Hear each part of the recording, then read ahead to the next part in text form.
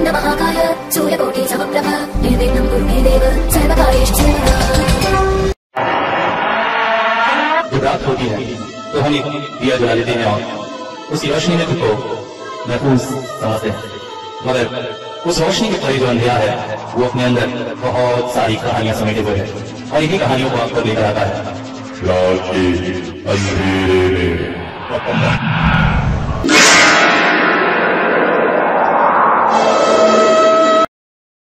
धूम्रपान स्वास्थ्य के लिए हानिकारक है। हम किसी भी हद से नहीं चाहते कि हमारे श्रोता धूम्रपान की तरफ प्रेरित हो। कहानी में धूम्रपान का उपयोग केवल प्लॉट के निर्माण के लिए किया गया है, अतः समस्त श्रोताओं से निवेदन है कि वे अपनी बुद्धि का उपयोग करें और धूम्रपान से दूर रहें। रविवार की छुट्टी का दिन क्या घर में बैठे रहने में अच्छा लगता है? मन आज पता नहीं क्यों बार बार तारानाथ के पास जाने को कर रहा था। वैसे काफी दिन हो गए तारानाथ के पास नहीं जा पाए हैं। हाँ, आखिरी बार जब गए थे तब चारी ने कांच की चूड़ियां और जरी का कपड़ा और उसमें टाकने के लिए आईने मंगवाए थे। उसके बाद से पता नहीं क्या हुआ, जाना ही ना हो सका। अब कल शनिवार को लौटते समय बाजार से सामान तो मैं ले आया था, अब एक अच्छा मौका भी था, जाकर दे दिया जाए। क्या पता मुंह फुलाकर वो कैसे बैठी होगी। बस यही सोचकर हाथों में न जाने क्यों एक छाता लिए मैं घर से निकल पड़ा। अभी गली के मोड़ तक ही पहुंचा था कि किशोरी महाशय भी आते हुए दिखे। अरे कहाँ चल दिए? पहले तुम बताओ, तुम कहाँ आ रहे हो? जानते तो हो हमारे जाने का एक ही लक्ष्य है, तो चलो भाई अब देर नहीं करते। वैसे रास्ते में मैंने कचौरियाँ और रबड़ी ले ली है, तुम एक काम करो, पासिंग शो का एक डब्बा ले लो, कहानी तो उसी से जमती है। मैंने पासिंग शो का डब्बा खरीद लिया। अभी बस स्टैंड तक पहुंचे ही थे कि पश्चिम के कोने से काली बदली उठने लगी। किशोरी बोला, ये मौसम के हाल तो ठीक नहीं लग रहे हैं। हालांकि अनजाने में ही मैं छाता ले आया था, मगर एक छाते में 2 लोग शायद ही हो पाते। अतः जल्दी जल्दी बस पकड़कर हम लोग तारानाथ के घर पहुंचने की कोशिश करने लगे। गली के अंदर तक ही पहुंचे थे कि आसमान में बिजलियां कड़कने लगी। मन को धन्यवाद दिया कि चलो सही समय पर पहुंच गए। दरवाजा खटखटाया तो चारी ने दरवाजा खोला। बोली, ओहो, बड़े महाराज लोग आए हैं, क्या बात है? आज इतने दिनों बाद इस तरफ की रुख कैसे कर लिया? अरे तू भी अब ताने मत दे भाई, काम पड़ गया था इसीलिए नहीं आ पा रहे थे। आइए पधारिए। अच्छा काका बाबू, पिछली बार मैंने आपसे कुछ कहा था, याद है? हाँ मेरी माँ, याद है, और आज खासकर उसी के लिए आए हैं। ले पकड़। क्या कहा था रे चारी? वो हम दोनों की आपस की बात है। अरे कुछ नहीं, कुछ चूड़ियाँ, दरी का कपड़ा और टाकने के लिए आईने मंगवाए थे। तू बच्ची की बच्ची रहेगी। अरे माता पिता के सामने बच्चे कब बड़े होते हैं भाई। ये आवाज चारी की नहीं, अभी तो घर के अंदर से आ रही थी। चारी, तुम लोगों के सामने तो बच्ची है, तुम लोग भी तो आखिर उसके चाचा ही हुए, तो फिर पिता सम चाचा के सामने बच्ची बड़ी क्यों होगी? हमेशा बच्ची ही बनी रहेगी। हम लोग मुस्कुराते हुए कमरे में प्रविष्ट हुए। चारी को रबड़ी और कचौरी देते हुए बोले, ले चारी इसे रख दे। तारानाथ खुश होते हुए बोले, चारी गर्मा गर्म चाय के साथ कचौरी लिया बेटी, मौसम बहुत खराब होने वाला है। तारानाथ का इतना कहना ही था कि तेज बारिश शुरू हो गई। हमने कहा, आज आपके पास आने को बहुत मन कर रहा था। ये मन क्या तुम लोगों की वजह से कर रहा था? अरे मुझे तुम लोगों से मिलने की बहुत इच्छा हो रही थी और इसीलिए मैंने तुम्हारे मन में ये इच्छा जगाई और तुम लोग चले आए। ऐसे साधक के पक्ष में ये सब कोई बड़ी बात नहीं है। साधक जिसके मन में भी चाहे अपनी इच्छाएं भेज सकता है। यही तो तंत्र जगत की सबसे बड़ी माया है। मगर ये सब ज्यादा करना नहीं चाहिए, अन्यथा साधक की शक्तियां क्षय होने लगती है। और वैसे भी ये निम्न तंत्र जगत की क्रियाएं हैं, उच्च तंत्र जगत में ये सब नहीं किया जाता है। आप क्या कहते हैं, हम लोग को तो कुछ समझ में नहीं आता है। निम्न तंत्र जगत, उच्च तंत्र जगत, बस हम तो आपकी कहानी सुनने आते हैं। वैसे भी देखिए मौसम साथ दे रहा है, अपने पुराने समय की कोई एक जबरदस्त कहानी सुनाइए। तुम लोगों को मैं समझा समझा कर थक गया कि ये कहानी नहीं, मेरे जीवन के वास्तविक अनुभव होते हैं रे भाई। मगर तुम लोग क्या बताऊं। खैर, पहले किशोरी की बात का मैं जवाब दे दूं। देखो, तंत्र जगत में दो पंथ है। एक है जिसमें खतरा होता है, प्राण का भय होता है, मगर साधक को जल्दी सफलता मिलती है। ये निम्न तंत्र जगत है। दूसरा होता है जिसमें खतरा उतना नहीं होता, देर से सफलता मिलती है, परंतु बहुत सिद्धियां प्राप्त की जा सकती है। निम्न तंत्र जगत में भूत, प्रेत, डाकिनी, शाकिनी इत्यादि की सिद्धि की जाती है, जबकि उच्च तंत्र जगत में दिव्य शक्तियों, कर्ण पिशाचनी इत्यादि की साधना की जाती है। मैंने देखा विषय अपने मार्ग से भटक रहा है, इसलिए मैंने टोका, महाराज जी आपकी ये गुड़ बातें हम लोगों की समझ में नहीं आती है। हाँ, आप तो अपना अनुभव बताना शुरू करिए। तब तक चारी चाय और कचौरियाँ भी ले आई थी। अरे पहले इसे तो खत्म करो, कहकर तारानाथ भी टूट पड़े। चाय आदि खत्म होने के बाद तारानाथ ने एक पाशिंग शो जलाया और एक लंबा कश मारा और कुछ देर के लिए शांत थे।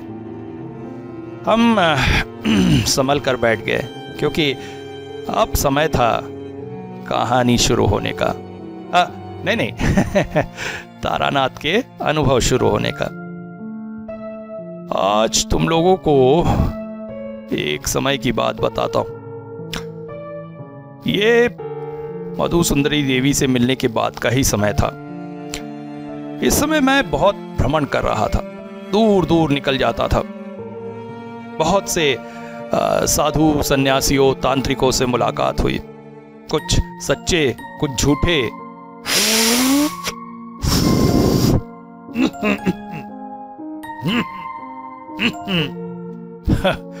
मौसम ने थोड़ा असर कर दिया है।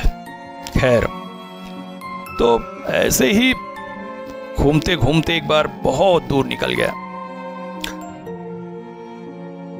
फागुन के बाद का समय था, धूप तेज होती चली जा रही थी, ऊपर से दिन भर की यात्रा। शाम ढलते ढलते हालत खराब हो गई, प्यास से गला फटा जा रहा था।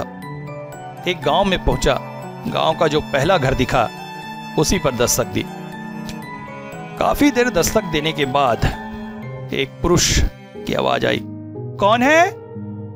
मैं तारानाथ तांत्रिक, पथिक हूं, संध्या काल में गांव आ पहुंचा हूं, जरा पानी पिलाइए। उस व्यक्ति ने दरवाजा खोला, मगर ये क्या, उसके चेहरे पर अजीब से डर था। बाहर इधर उधर झांक कर बोला, महाराज अंदर आइए, जल्दी अंदर आइए। मैं घर में प्रविष्ट हो गया, मगर घर में प्रविष्ट होते ही साथ एक बड़ी अजीब सी बदबू मेरे नाक में आकर लगी। मैं आश्चर्यचकित हो गया। तुम लोगों को मैंने कई बार बताया है, मधुर सुंदरी देवी ने मुझे कुछ ऐसी क्षमताएं दी थी जिससे किसी अनिष्ट का मुझे पहले से पता चल जाता था। तो मैं पास ही की एक कुर्सी पर बैठा। उसने कलसे का ठंडा पानी लाकर दिया, मन भर के पानी पिया। आह, कलसे के ठंडे पानी की बात ही कुछ और होती है। ऐसा मजा फ्रिज के ठंडे पानी में नहीं आता है। फिर मैंने उससे कहा, एक बात बताओ, क्या तुम्हारे घर में या आसपास पिछले दिनों किसी की अपमृत्यु हुई है? सुनकर तो वो जैसे मेरे पैरों पर ही लौट गया और बिलक बिलक कर रो पड़ा। उस समय साधु सन्यासियों तांत्रिकों की बड़ी सेवा होती थी। मुझे वहां आते देखा गांव वालों ने, और मैंने महसूस किया कि अब वो लोग धीरे धीरे उसके घर के पास इकट्ठा हो रहे थे। और जब लोगों ने जाना कि मेरे नाम के साथ तांत्रिक लगा है, तो जैसे पूरा गांव ही वहां इकट्ठा हो गया। मैं आश्चर्यचकित था। फिर मैंने उससे पूछा, अब जरा खुलकर बताओ, बात क्या है? सभी गांव वाले उत्कंठ दृष्टि से जैसे मुझे देख रहे थे। लगता था जैसे सबके मन में ही एक सा डर है। वो बोलने लगा, महाराज, मृत्यु तो हुई है, और मेरी पत्नी की ही। बड़ी बड़ी भली महिला थी। मेरा बेटा, मेरी पत्नी और मैं, हमारा यही संसार था। मगर उस दिन मैंने अपनी पत्नी को खो दिया। अभी मेरे बेटे को उसके मामा के यहाँ भेज दिया है। बेचारा माँ को खोकर बड़ा दुखी है। सुनकर मुझे बड़ी दया आई उस पर। मैंने उससे कहा, देखो, मामला क्या है, खुलकर बताओ, अन्यथा मैं तुम्हारी कोई मदद नहीं कर पाऊंगा। मगर ये भी हो सकता है कि अगर मुझे सब कुछ सही सही पता चले तो मैं कुछ मदद कर पाऊं। मेरा इतना कहना था कि गांव वालों के आंखों में जैसे चमक सी आ गई। आगे की बात कहने के लिए वो थोड़ा सा मेरे पास सरक आया, और मैंने महसूस किया आसपास बैठे छोटे बच्चों ने अपनी माँ के आंचल में मुंह छुपा लिया, जैसे कोई बहुत डरावनी बात सुनने जा रहे हैं। उसने कहा, महाराज, मेरा नाम शिबू है और ये कालीगढ़ गांव है। हमारे गांव के आखिरी सिरे में एक तालाब है। तालाब के पास ही मां काली का मंदिर है। एक समय जब यहां पर गांव नहीं बसा था, जंगल था, उस समय इस काली के मंदिर में नरबली होती थी। नरबली भी कैसी, मां स्वयं ही अपने भोग का इंतजाम कर देती थी। यहां रहने वाले डाकू ऐसे लोगों को लाकर मां के भोग में बलि देते थे जो या तो दुष्ट जमींदार हैं या फिर निशंस आताताई और विशेषकर नारी का शील दर्शन करने वाले हैं। हर अमावस्या को ये भोग बलि होती थी और उस बलि को मारकर उसका कटा सिर मां के हाथों में लटका दिया जाता और लाश को तालाब में फेंक दिया जाता। अगली अमावस्या पर सिर बदल दिया जाता। यही क्रिया सालों साल चलती रही, मगर समय का पहिया कभी रुकता नहीं। सो धीरे धीरे डाकुओं का अंत हुआ, उनके परिवारों का भी अंत हुआ। मां की पूजा होनी बंद हो गई। धीरे धीरे यह गांव बसा, मगर मंदिर में पूजा करने की हिम्मत किसी की भी नहीं थी। सब वहां के इतिहास से डरते थे। एक दिन शाम के समय की बात है, मैं खेत से वापस आ रहा था। मेरा खेत तालाब के उधर ही है। अचानक तालाब के पानी से कुछ हलचल की आवाज आई। मैं चौंक पड़ा। अब वो अंधेरा हो चुका था, इसलिए मुझे कुछ समझ में न आया। फिर मैंने अपने साथ रखे हुए तेज टॉर्च को जब तालाब की तरफ मारा तो मैंने जो देखा उसे देखकर तो जैसे मेरी हालत ही खराब हो गई। मैंने देखा तालाब के पानी से एक इंसानी शरीर निकलकर तेजी से दौड़कर मेरी तरफ आ रहा है, मगर उस शरीर का सिर नहीं है। शिरविहीन वो आकृति मेरी ओर दौड़ रही थी। मैंने किसी तरह वहीं पर अपना हल बैल छोड़ा और पागलों की तरह दौड़ते हुए घर पहुंचा और अंदर आकर दरवाजा बंद कर लिया। इसके बाद अक्सर रात में वो आकृति गांव में दिखने लगी। कई घरों के तो उसने दरवाजे भी ठकठकाए थे और इसके साथ एक अजीब सी आवाज भी आती थी और बहुत सड़ी हुई बांस। गांव के एक बूढ़े ने ये बात कही। हाँ महाराज, उसी आवाज के पीछे तो मेरी पत्नी गई थी। उस दिन मैं शहर गया था बीज और खाद लेने। पगली उस आवाज के पीछे चली गई और अगली सुबह उसकी लाश तालाब के पानी में मिली और सिर जमीन पर पड़ा हुआ मिला था। कहकर वो फिर से फूट फूट कर रोने लगा।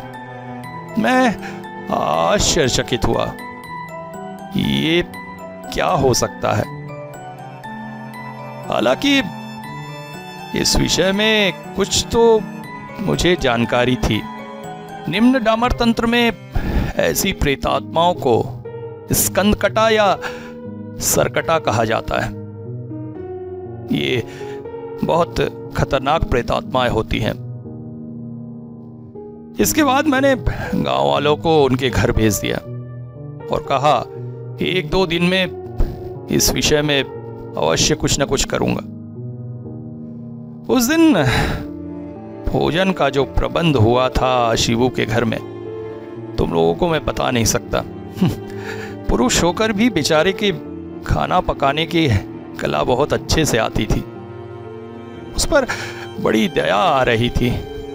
बेचारा भाग्यहीन अपनी पत्नी को खोकर भी।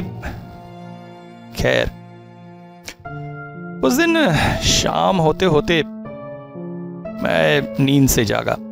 दिन भर की थकान सोकर उतारी थी। अभी पूरी तरह से अंधेरा नहीं हुआ था। मैंने शिबू से कहा कि मुझे वो तालाब का रास्ता बता दे, मैं जरा उधर को घूम आऊं और मामले को अच्छे से समझ आऊं, तभी मैं कुछ कर सकूंगा। शिबू ने मुझे तालाब का रास्ता बता दिया। मैं उसी ओर चल पड़ा। आसमान में पक्षी अपने घोंसलों की तरफ लौट रहे थे। उनके कलरव से पूरा वातावरण गुंजायमान था। चलते चलते मैं तालाब के पास पहुंचा। वहां पर एक पुराना सा मंदिर था। मंदिर के अंदर गया तो मां काली की प्रतिमा थी, मगर लंबे समय से पूजा होने के कारण मां के नेत्र तेजहीन थे। यहां मैं तुमको बता दूं कि समय समय पर माता की या देवी देवताओं आदि की पूजा होती रहनी चाहिए।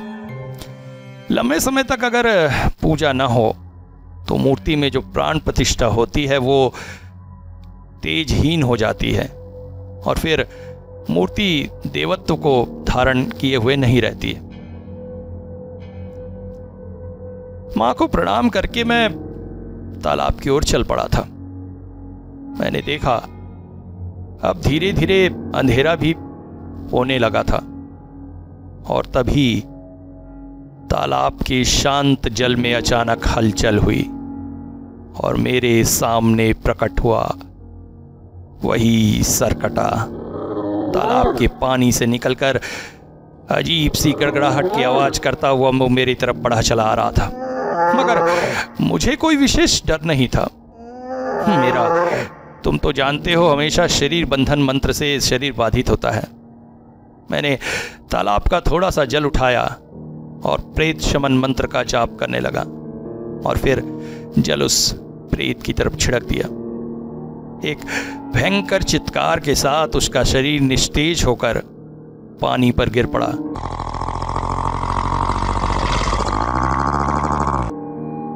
मगर इसके बाद जो हुआ वो अत्यंत भयंकर घटना थी।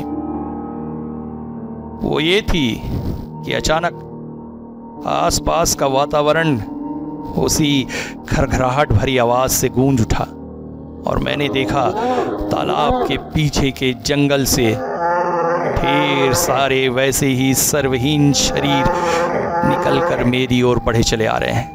उनकी खरखराहट की आवाज से पूरा वातावरण गुंजायमान हो उठा था। मैं चौंक पड़ा, इतने सारे प्रेत कहां से आ गए? तब मुझे समझ में आया कि लंबे समय से जिन लोगों को बलि देकर तालाब में फेंका गया था, उन सभी की आत्मा जाग उठी थी और सब एकत्र होकर अब मुझ पर आक्रमण करने आ रहे थे। मैंने जल लेकर प्रेत शमन मंत्र करके उनके ऊपर छिड़कना शुरू किया, मगर उनकी तादाद इतनी ज्यादा थी कि मैं इतनी जल्दी उनका शमन नहीं कर सकता था और अचानक ही वे सब मुझ पर टूट पड़े।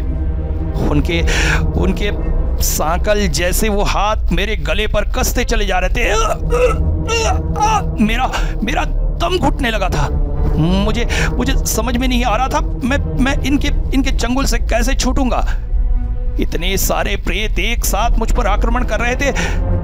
सच कहूंगा, जिंदगी में पहली बार मुझे मृत्यु का भय लगा। मैंने इस मंत्र का जाप भी किया, मगर सब विफल।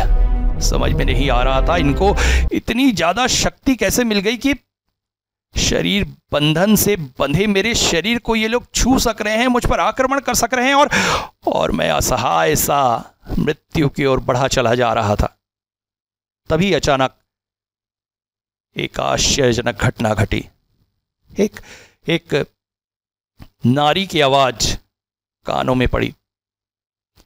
तुम लोगों की हिम्मत तो बहुत बढ़ गई है रे दुष्टों। एक अच्छे इंसान को तुम मारोगे, मेरे रहते तुम ये कर पाओगे? अचानक ही जैसे उन लोगों पर 1000 वोल्ट का करंट लगा। सब मेरा शरीर छोड़कर दूर छिटक गए और चीखते चिल्लाते पानी में विलीन होने लगे।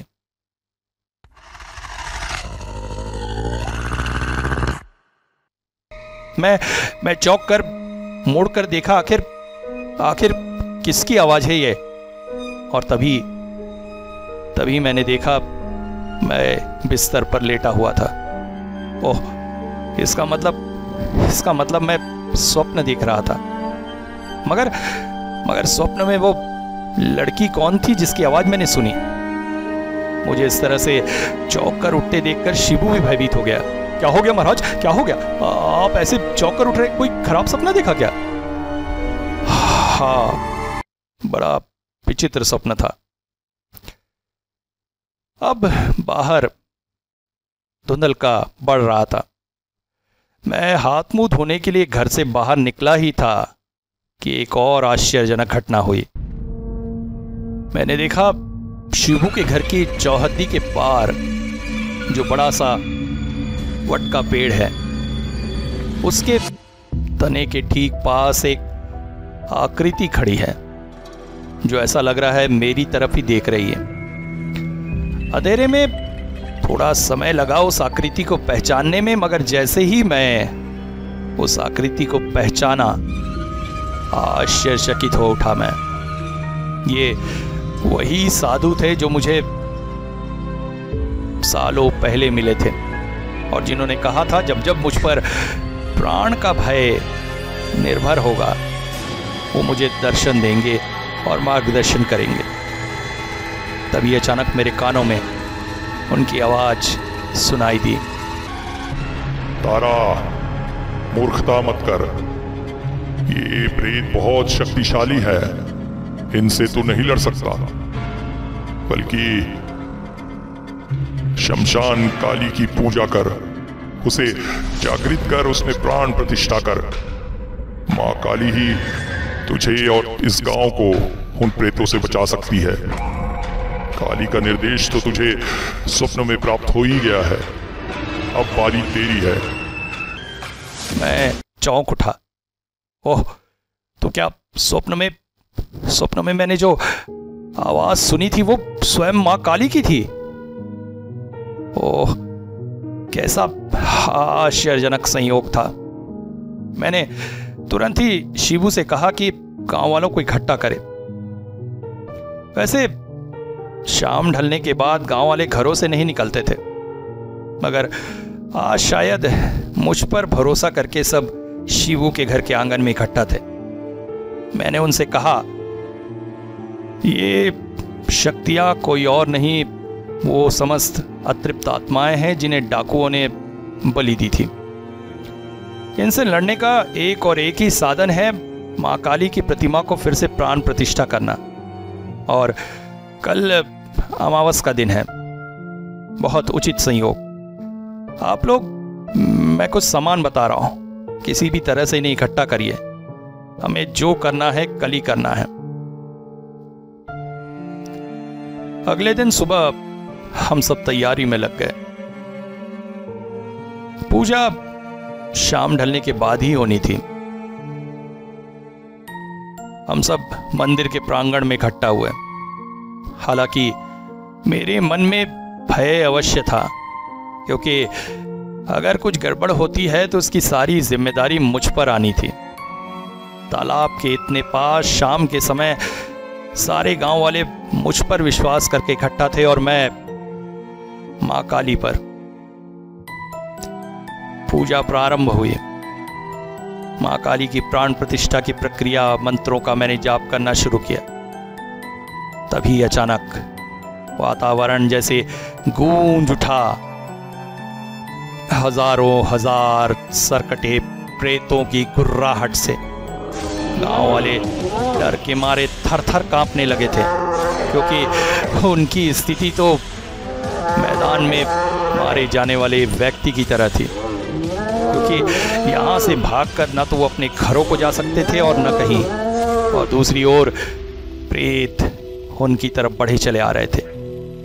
मगर मैं अपने विश्वास पर अटल रहकर माँ की प्राण प्रतिष्ठा प्रक्रिया पूरी करने में लगा रहा। धीरे धीरे प्रेतों की आवाज मंदिर के पास आती जा रही थी। मुझे जल्द से जल्द अपनी प्रक्रिया पूर्ण करनी थी। और जैसे ही माँ को अंतिम आहुति दी, वातावरण में आवाज गूंज उठी। मुझे पता था तो एक बहुत सिद्ध साधक है, इसीलिए तो मैं तुझे यहाँ लेकर आई। अगर तुझे लग रहा है कि तूने मेरी प्राण प्रतिष्ठा की है तो नहीं रे, मैंने स्वयं अपनी प्राण प्रतिष्ठा तेरे हाथों करवाई है। अब से मैं इस गांव की रक्षा करूंगी।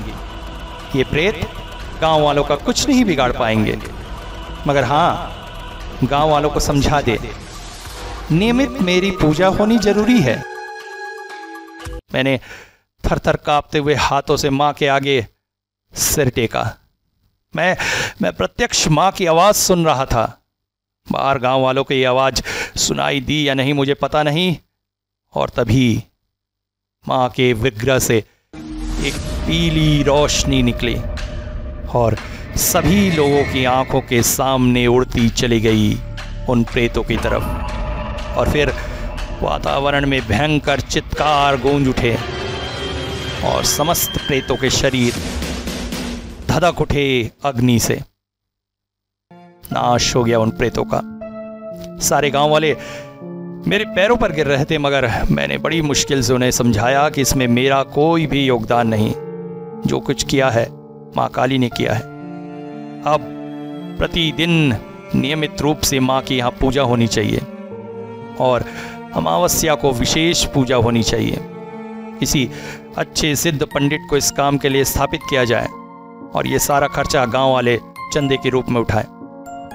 सारे गांव वाले इस बात को मान गए और उसके बाद प्रतिदिन मंदिर में पूजा होने लगी।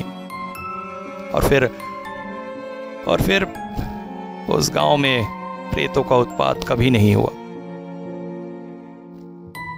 हाँ तो किशोरी बाबू, कैसी लगी तुम्हें आज की कहानी?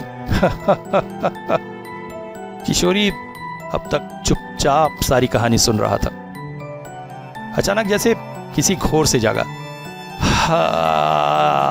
आपने आज बहुत अच्छी घटना सुनाई।